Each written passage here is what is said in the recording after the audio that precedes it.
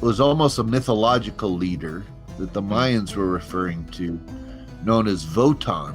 And Wotan was said to have a series of jade tablets that described the exact same things that we find in the emerald tablets. V and W are interchangeable in the Latin alphabet. So Wotan could also be Wotan. And Wotan in the Nordic tradition is Hermes in the Greek tradition. I'm assuming those jade tablets were either replicas of the emerald tablets or they were the emerald tablets. If you ever get an opportunity to go into a Masonic lodge anywhere in the world, but particularly in this country, one of the first things you'll notice in the lodge room is 2 pillars with globes on them. There's a celestial globe on one, and there's a terrestrial globe on the other pillar. And people don't, they may find it curious. It's said to represent the pillars that were in front of King Solomon's temple. But of course, the descriptions of the pillars in front of King Solomon's temple from the Bible just describe there being 2 spherical structures on the globes. It doesn't say anything about it doesn't even refer to them as globes. It just refers to them as these spheres that are on the top of the pillars. But within the Masonic system, you'll find a terrestrial globe and then also a celestial globe that shows the zodiac on it. And the reason for this is secretly in the ancient world, particularly in Greece, one of the names for a pillar was a herm. And it was called a herm because it was named after Hermes. And the reason why it was called a herm and named after Hermes is usually these pillars had on top of them something related to that Hermetic philosophy, the philosophy of Hermes or Thoth. And in this case, that's exactly what we see in the Masonic Lodge, because those globes literally represent as above, which is the celestial globe, so below, which is the terrestrial globe, right? Yeah. Which is a fundamental teachings of Hermes. Yes. So you'll find that in every Masonic lodge that you go in. You'll also find within the Masonic lodges, they have different officers, and each of the officers wear different collars with jewels on them. And but the messengers of the lodge, which is both the senior deacon and the junior deacon of a lodge, they carry rods, and the senior deacon has a rod with a sun on it, and the junior deacon has a rod with a moon on it. And or in some jurisdictions, they actually have depictions of Hermes himself on top of the rods. And this is because Hermes was the messenger of the gods, according to Greek tradition, just like these officers are the messengers within the Masonic Lodge. But more so, that sun and that moon come directly from Hermes' emerald tablet, not the emerald tablets of Thoth, the Atlantean, but just the emerald tablet of Hermes. And where it says its father is the sun, its mother is the moon. And so that's again trying to be emphasized within the Masonic Lodge. And in fact, even the reason why they're called deacons is it comes from the Greek word dekanos, which means ruler of 10. And going all the way back to ancient Egypt, the dekanos were rulers of the 10-degree segments of the sky. Traditionally, there were 36 dekanos or deacons. Each were in charge of 10-degree segments of the sky, totaling 360 degrees total, because they were measuring the sky and how it related to the earth, which went directly back to what Thoth was talking about. And in fact, if you go to, I know you've seen this at the Temple of Hathor at Dendera, when you go up and you see that zodiac that's on the ceiling, it has 36 deacons on it, because those are the rulers of the 10-degree segments in the sky. So these are all things that are preserved within the Masonic Lodge that relate directly to Thoth and go back to that ancient tradition. And it's just a way of preserving it for, again, I mean, if civilization were to collapse again, like it did during the Younger Dryas cataclysmic event, and civilization were to collapse, this is information that has to be preserved and known by people so that they can rebuild civilizations. So and that's the key, because I was going to say, in the Emerald Tablets of Thoth, that version, not the singular tablet of Hermes, but the multiple tablets, the beginning verses open up with him talking about rebuilding civilization, which is pretty much the standard understanding or purpose of the Masonic temples. That's right. In fact, even the word temple itself comes from the word templum, which just means time. And the reason why it's called a temple is because temples were set up in relation to the stars, so that you could measure time based on the passage of stars. And so that's literally what temples were set up to do. Again, there's that as above, so below relationship. And of course, you find that's really great in Egypt, but you also find it in any true temple. I mean, they're aligned in certain ways to be in harmony with the stars. So, again, that's another science that Freemasonry studies, but it comes from Thoth. Really, it comes from Thoth or Hermes. It's the Hermetic science. Right. Exactly. Some people that I had talked to that were in Freemasonry years ago, and you can tell me if I'm right or wrong on this, they had told me that the Emerald Tablets they ended up in the Vatican archive. Now, I'm not sure if that's accurate or not, but that's what I've been told by a couple of Freemasons. What is your opinion on what happened to these Emerald Tablets? I first became a Templar back in about 1996, and I could tell you that the study of the Emerald Tablets of Thoth the Atlantean were a fundamental part of our study system. The second year of study, that's all we studied. There was a Mayan account. I was actually a Roman Catholic priest, conquistador, and he describes coming across a leader, was almost a mythological leader that the Mayans were referring to, known as Wotan.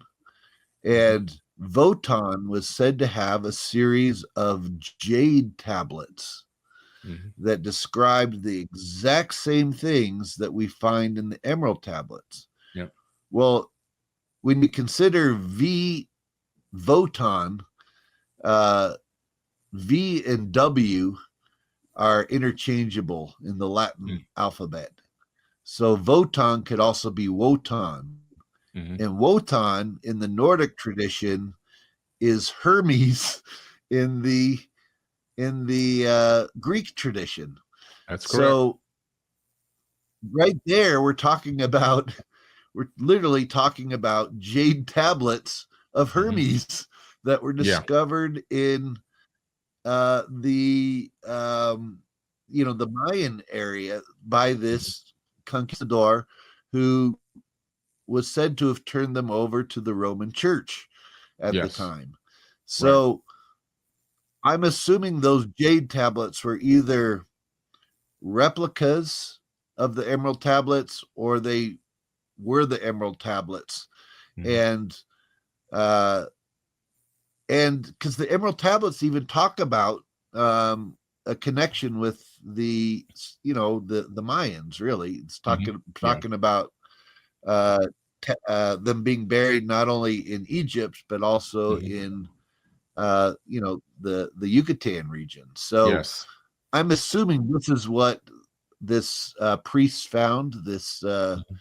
This Roman Catholic conquistador priest, and if so, those would be in the Vatican archives to this day. So yeah, makes a lot of sense to me. It was a conclusion that I had come to based on knowing about Wotan and the Nordic traditions and the translations. But then I had an opportunity, fortunately, to talk to a couple of Freemasons that I had met years ago down in Miami. And that was pretty much almost the same exact scenario that you just told me. So you just gave me a lot of confirmation, which is amazing. It's great. Independent confirmation. Yeah. Great. One thing I learned about these emerald tablets in reading them, they were so advanced. And I know some people want to try to debunk that, oh, this was just, from the 1900s. Okay, well, some of the science that's in the emerald tablets didn't get discovered by quantum physicists until the 1980s. So and beyond. How explain that? Right. It's crazy. It's true. Even the spirituality that's in there. I think everything is connected to that spirituality from the emerald tablets as well. Absolutely. They're very advanced for their time, and there's things that are in there that are also found in other manuscripts from the ancient world. In particular, there's a manuscript called the Thule manuscript that the Vatican had, which also talked about during the reign of Thutmosis III, these flying discs showing up, and how it caused the people to lose control of their bodies and fall on their bellies, and that it caused fish to come from the craft onto the people, which the Egyptians had never seen before. And so Pharaoh Thutmosis III, he ended up causing incense to be burned to Amun-Ra, and he said that after several days had passed over, multiple of these crafts had showed up, and he even describes how he was taken up in one of them, and he was shown the mysterious ways of the gods. But then when he came back down, he set up, he established a new schools, the first new schools of Egypt, and they were all based around the teachings of Thoth. And in some of that you find resonance in the emerald tablets of Thoth. So there's also a historical precedence for some of that information that we can read in the records, the Egyptian records. So that's really something. And Thutmose III, I believe that was King Tut's grandfather. It was, yeah. He was married to Queen Taye. Yeah, King Tut's grandfather, Thutmose III, married to Queen Taye, and their son was Akhenaten. That's exactly right. And his Thutmose III's mother was Hatshepsut.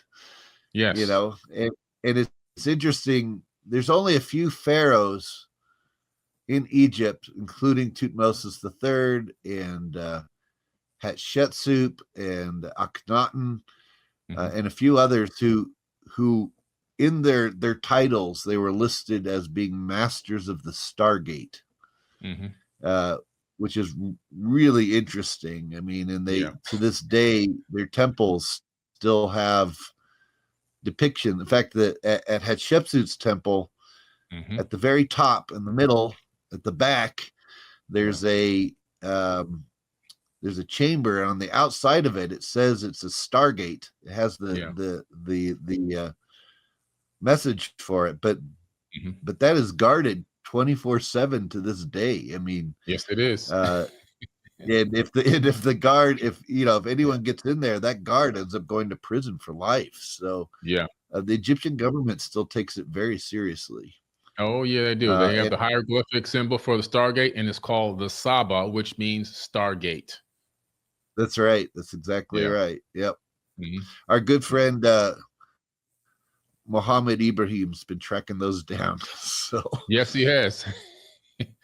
Yeah, shout out to Mohammed Ibrahim. Yeah, he's an amazing human being. Him and his wife Noha, they do a great job, and we're really pleased with the services they provide and the partnership we have with them. Saba Tours, right? He's the Stargate tour guide, so he takes us to see all the Stargates. That's exactly right. That's exactly right. Yeah, man. One of the things I learned too, dealing with the Emerald Tablets, was that it seems to be the fundamental basis for most spiritual teachings around the planet. There's so much in it that really resonates with all the things much later that became "quote unquote" religion. How do you feel about that? Yeah, I agree. I mean, philosophically speaking, I mean, it's not just about advanced technologies being depicted in the ancient world, but it's also talking about really, it's anything from the laws of karma to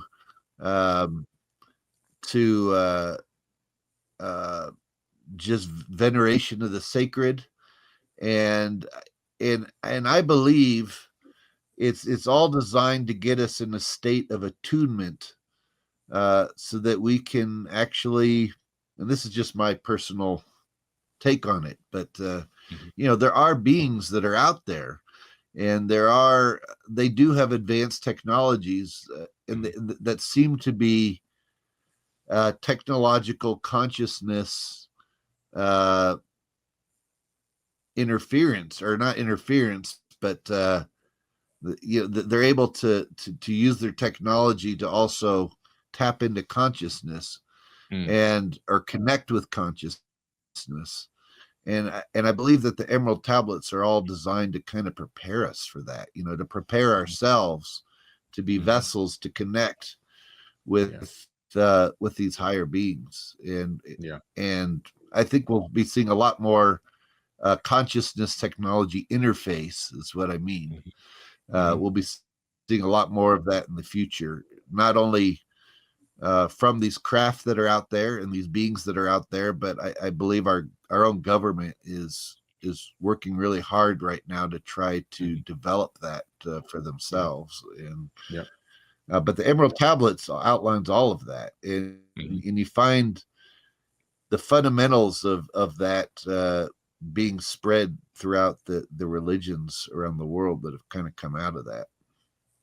Yeah, so, there's no doubt about it. Yeah, no doubt about it. In my opinion, it's a real powerful teaching, and anyone that begins to really read them and try to discern them will realize it's all about understanding that you are to become the light of the world. You are to seek the light and become the light, and do good and help others, assist people, and use the power of your voice and learn how to walk in your power. I mean, philosophically, and to avoid the dark brothers. It talks about the dark brothers in there, and it tells you that the dark brothers will appear and what they'll do and how they operate from behind the scenes to bring turmoil and discord between the people. All the warnings are there. All the signs are there. And it's a great teaching. One of the things I'm still waiting for is, they do describe a craft underneath the Sphinx. And I don't know if it's talking about an actual physical like UAP, or if it's just talking about a like an ark for preservation. But I do think that there is something under the Sphinx. I think there's a reason why the Egyptian government keeps it on lockdown. That they allow you to go up to the Sphinx, they allow you to walk around it, maybe if you're in a special group. But there's about 5 different entrances into the Sphinx that are all closed off. And they all go down to something. That's right. Yeah. They all go down to something. And the Emerald Tablets of Thoth the Atlantean makes it clear that there's some sort of an ark or a craft of some kind underneath the Sphinx. So maybe that's to be seen soon. Yeah. Well, I was doing a workshop at the Conscious Life Expo back in 2017, and I did a post-conference lecture, which I was doing a lecture on the Emerald Tablets, and I was talking about this exact thing, the Great Sphinx, and that the fact that Thoth had claimed there was something underneath the Sphinx's paw.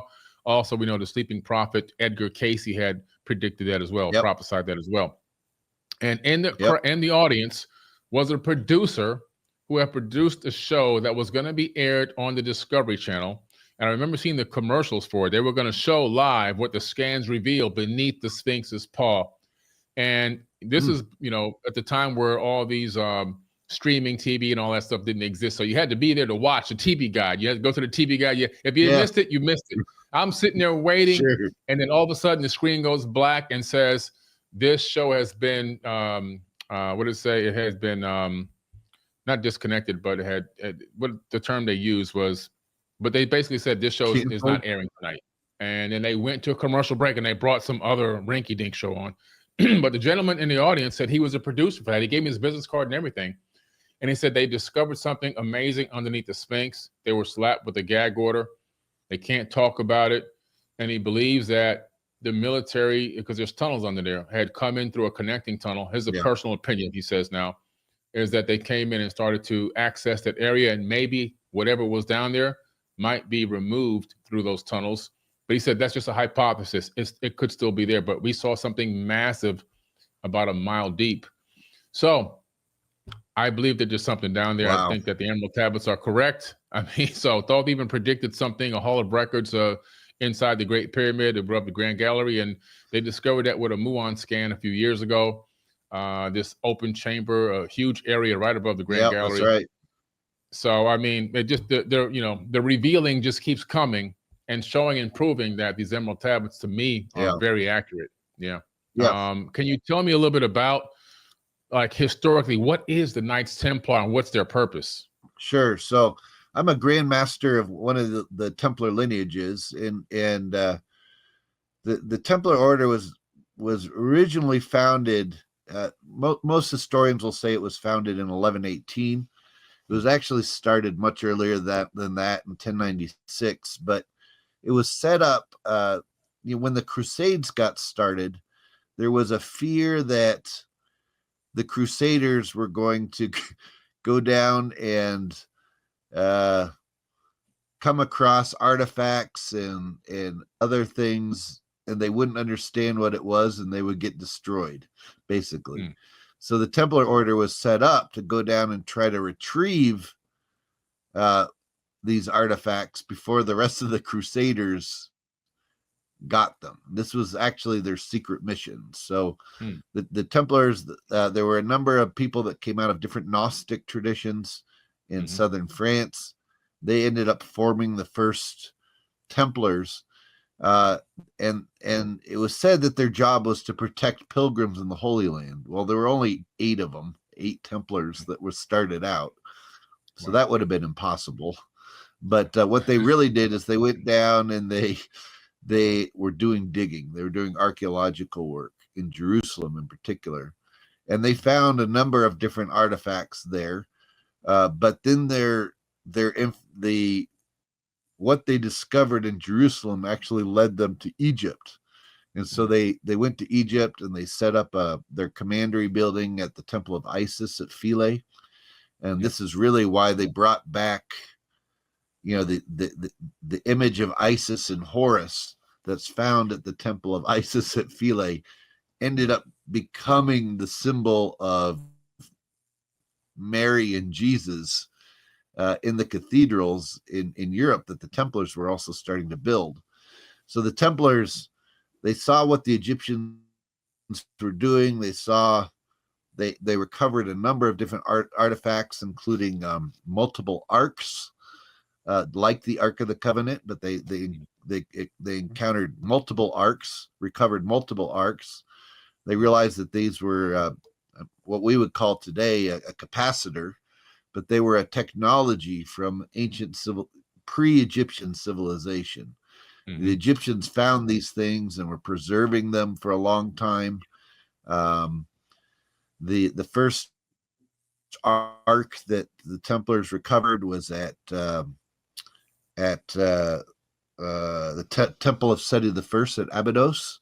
In fact, there's a chamber at the Temple of Seti I at Abydos that is closed to the public. Mm-hmm. But if you get a chance to go in there, it actually depicts several arcs being undergoing transportation by the Egyptians, mm-hmm. and it has Templar graffiti from the 1200s of 3 red crosses surrounding one of the arcs, because that was where they actually found the first ark in Egypt, and then they ended up finding 5 other ones, which are still in Templar possession. But the Templars actually ended up when they got suppressed in 1307 by the Roman Church. They were suppressed because they were finding all of these texts, like Gnostic texts and other apocryphal texts that didn't fit with the standard Bible, and they were finding other artifacts like these arcs and other things, and they weren't turning them over to the Roman Church, and they were setting up relationships with groups that were outside of the Roman Church control. Other religions, other philosophies. They set up good relationships with Islamic scholars and Druze scholars and Jewish scholars, and they were gaining all this knowledge, and so the Roman Church suppressed them and said you can't be doing this, because they'd also set up the first multinational corporation. They set up the banking system, that could transcend any one country, because they were trying to break down the control of the monarchies and the Roman Church at the time that controlled everything. So the way to do that was through money, setting up your own financial systems and everything else. So the Templars were doing all this, but eventually they got suppressed for it.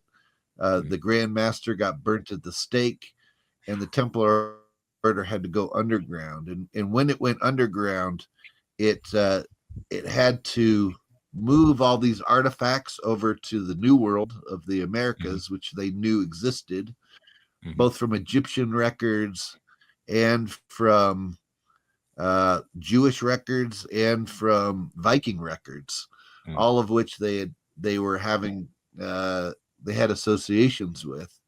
So they moved these artifacts over to the New World, and they had to go underground, and they had to form new bodies to exist in. And so one of the bodies that they created, since they were already building the cathedrals,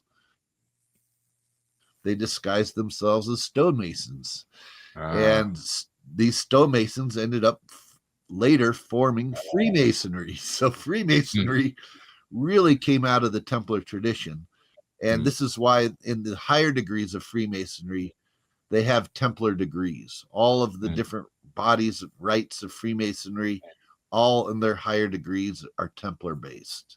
It's because that's where Freemasonry came out of. But there are other Templar lineages that have just continued to exist even after they got suppressed in 1307.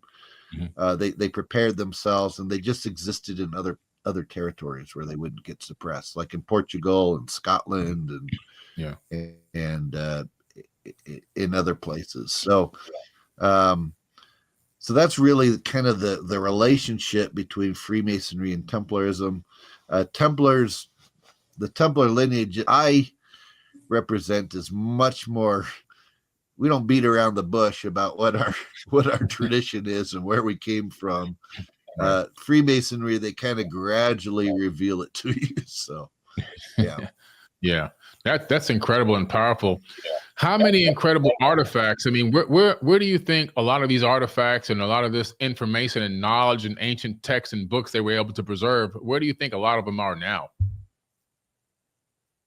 Well, I can tell you where they are. They're in 2 different vaults that we have. We used to have 7 vaults, and one of them was actually at Oak Island.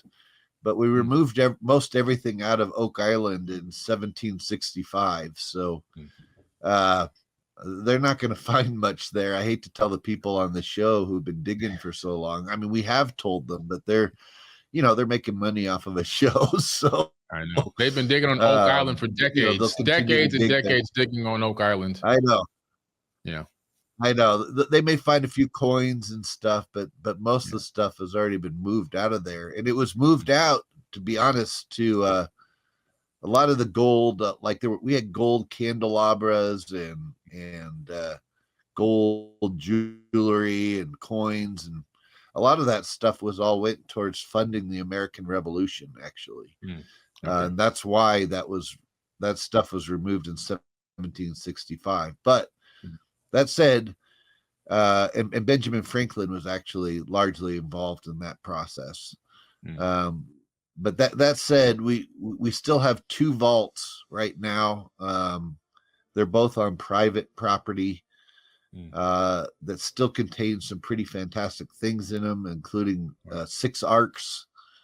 And one of the other things we have too that's controversial is clear back in the Middle Ages, we discovered this tomb in East Jerusalem, where we discovered these ossuaries, which are boxes that hold bones, and these ossuaries had on them the names of people like Yeshua, Mary of Magdal, Jan, and what we figured out was that these could likely be the bones of Jesus, Mary Magdalene, and John the Baptist, and their kids. And when I say their kids, Mary Magdalene was married to John the Baptist first, it appears, and they had children.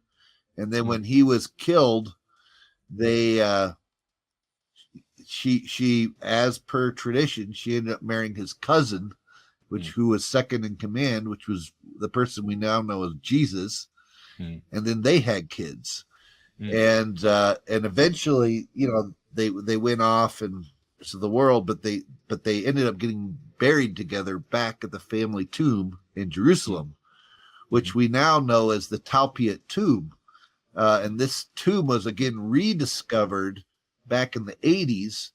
They found the boxes, the ossuary boxes, but they never found the bones that were in them. And that's because we took the bones out of it back during the Crusades. And these are now in the vaults here in the Americas.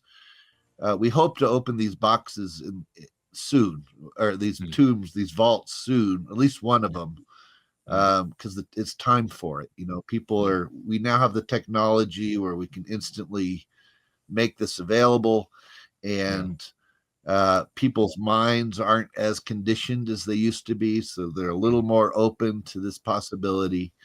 And we're not trying to invalidate anybody's faith. We're just trying to say there's a little more to it,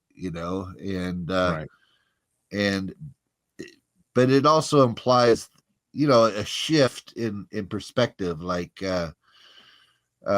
we believe 100% based off of the not only the texts we discovered, but what we'd encountered in the tomb, that these were people who 100% believed in reincarnation, right? And they believed that they died and then they came back. You come back, and being born again was just that. And it wasn't just accepting Jesus as your Lord and Savior. It was literally being born again. And so that's going to be a shift for a lot of Christians to wrap their heads around. And I was saying the good news is they can't burn that's you right. in this time and age, but all they can do is just try to make some hate online. That's the worst they can actually do to you. So I love the information. This is incredible information. Yeah. It's a lot of confirmation for me for a lot of information that I've known for a long time and believed for a long time. It's good to hear it from somebody else. And yeah, that if they can, those vaults, it is now about the right time to start dispensing some of the information to the people, because I think the majority of people are ready. A lot of the people are putting away the dogma and the ideologies and are ready to open for new information to come forward. And maybe you can't release it all at once, but maybe just a little bit at a time to wake people up to a much bigger story, a more broad-ranging story about our past history, not just religiously, but anything else that you guys have been able to acquire, your Templars have been able to acquire and save for prosperity over time. I think that would be absolutely amazing, so just mind-blowing. Yeah. And it's going to be a shift of perception. It's like you've talked about, and I've talked about the fact that the Egyptians had, and in the ancient world, they had all of these arcs. They had multiple arcs. I mean, you go to any temple in Egypt, they have depicted on the temple walls these arcs that they had. Mm-hmm. So to you and I, the idea of multiple arcs isn't even an issue, because we've seen for ourselves on the temple walls, these are being depicted, but to most people, they only think of one arc, the Ark of the Covenant. So it's just going to be a shift of perception for people. But I think, we need to stand for truth, and we need to, the way things have been being sold for the last 2,000 years, has really, while maybe there's been some charity that's come out of it, which I always value, but there's also been a lot of destruction on this planet, and a lot of using biblical passages to pit people against each other and to enslave each other. And we need to get past all that, and the true teachings that we believe are there paints a very different picture about our oneness and how we need to work together, and our destiny, even beyond this world, and how we were put here to be gardeners to attend this world. I mean, I kind of look at this planet as almost, this is Eden, and all the animals that are here, for all we know, they could have all been, most of them could have been brought here from other planets to preserve it as a sanctuary here. And we were put in charge to be in charge of all that and to protect it. And we're doing a horrible job at that. And if we can't do that, then I'm sure that there are powers greater than us out there that will find, other people to do that for us, So we have a place here, but we also have a place in the stars, and the teachings all point to this, and the writings of Thoth the Atlantean point to this, and I'm just thankful that people like yourself are trying to make people aware of it. Wake people up, because that's really what it's about. It's all about us waking up. Yeah, absolutely. It's about waking up, enlightening, being of service to others, and loving and caring for your brother and sister at the end of the day. And all this bickering and fighting and backstabbing and clout chasing, all this stuff just has to come to an end. And it will come to an end, because we can't get into a golden age with that dirt tagging along with us. So that will have to fall away to the wayside. Those egos will drop and fall. The divide and conquer tactics will drop and fall away. And the real humanity will appear. And that more mature version of humanity will make it to the next golden age. And maybe, just maybe this time, we'll sustain it and we won't fall again. That's the ultimate goal, I believe, and our mission on this planet.